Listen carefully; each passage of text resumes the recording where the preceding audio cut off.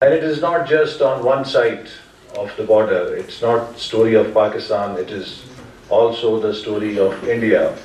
South Asia collectively is one of the most underdeveloped regions of the world, and in certain respects now, what is more ironical that sub-Saharan Africa has also started to move forward and overtake South Asia, because South Asia continues to remain hostage to hostility, conflict. As a result, governments have to spend very heavily on military expenditure, which is at a cost, and the cost certainly is the people and the social development.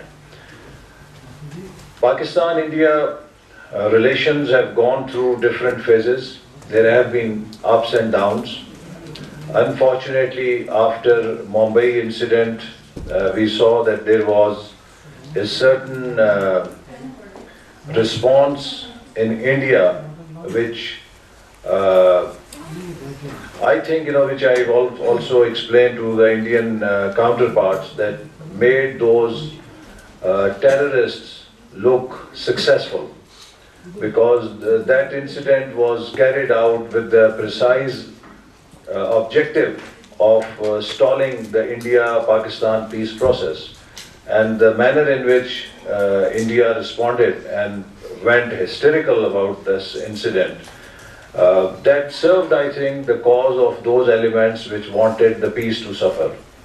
So therefore, after Mumbai incident, there was another low in Indian-Pakistan relations, but after, I think, some time now, sanity is prevailing and both sides are realizing that they need to move forward. Whether they say that it is a comprehensive dialogue or it is a composite dialogue does not matter, but I think both have realized that they need to talk on all issues and move forward.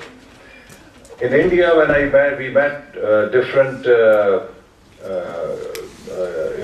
stakeholders in peace process, my sense was that we were fortunate this time that we got to see a number of Indian parliamentarians, and they were very enthusiastic. There were about 12-15 members of parliament from different political parties.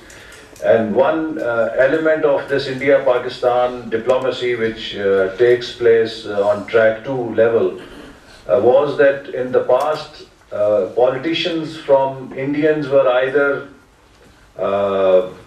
deliberately shying away from this process, or through some oversight, they were not made part of this process. And I always believe that unless there is political ownership on both sides of the peace process, and unless political leaders can speak to each other, it is very difficult to find solutions out of the political context. Retired generals, retired foreign service secretaries, retired ambassadors, academics can sometimes find very good theoretical models or solutions. But then those solutions have to be planted in a political scenario or a political environment. So therefore, unless there is also a political ownership of the peace process, it is very difficult to ensure sustainability. And that is what we saw under Musharraf era. On the Indian side, there is still a great admiration for General Musharraf. And they asked us all the time that why would not Pakistan go back to General Musharraf's 4-point agenda or proposals, and that is the best solution we can find. But I had to then tell them very humbly that in Pakistan, except for General Musharraf, nobody knows that what precisely were those 4 points, because there was no political ownership on Pakistani side on what he was negotiating and who he was negotiating with. I think at one time, Foreign Minister Khurshid Kasuri made a statement that only 2-3 people know what we are doing, and nobody knows beyond that. So that is, I think, one point that they now realize that that platform is lost, and now we have to construct a new platform. But that they would like us to go back to that platform, and I think No political government in Pakistan can afford to go to that platform because nobody knows what that platform is. The second thing I sensed was that in certain sections of Indian leadership, there is this feeling, which is, I think, very erroneous and very kind of miscalculated approach, that they think that now we are growing at 8-9%, we have found our holy grail, we have found solution to our economic problems, we are having a good time, who cares? If Pakistan does not want peace, it's Pakistan's problem, we are quite okay. And I think this assumption is also very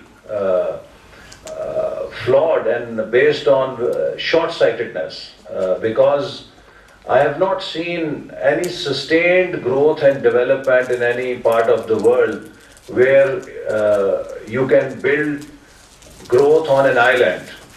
Growth is always built on continents. It has to have a much broader platform of peace and stability on which you can build sustainable progress.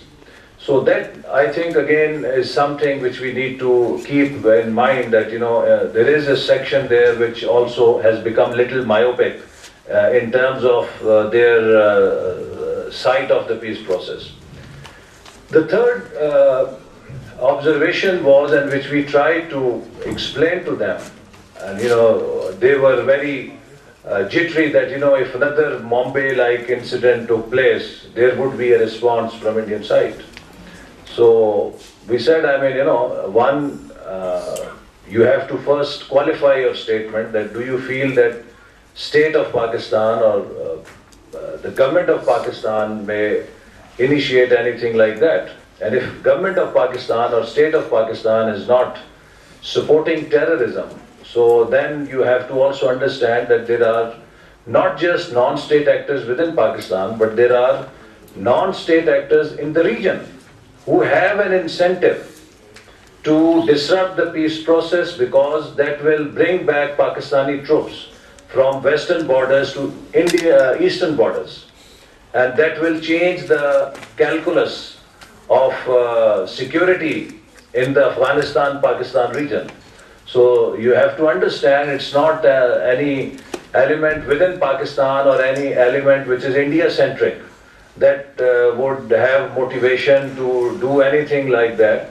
But there may be actors out of Afghanistan who may have an incentive to do something so that India may create a certain escalation in response, and then Pakistan is forced to withdraw its troops from western borders and put them on eastern borders, and that becomes a haven for them in that region. So that you have to understand. And also, you must keep in mind that if you are showing over-anxiety in terms of your response, you are surely creating certain incentives for certain rogue elements to do something like that.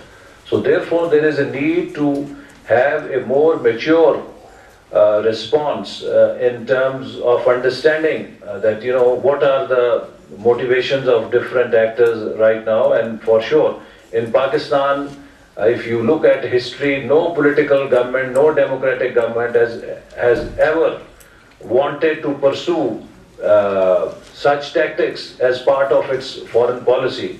As a matter of fact, if you look at history of Pakistan and India, under every democratic regime, we have had some kind of an agreement or treaty or pact with India which has served the peace process. In Mr. Bhutto's time, we had Simla agreement, then Ms. Benazir Bhutto also had her round of talks with Indian Prime Minister and wanted to pursue peace, and then under Mr. Nawaz Sharif, we had that historic Lahore declaration.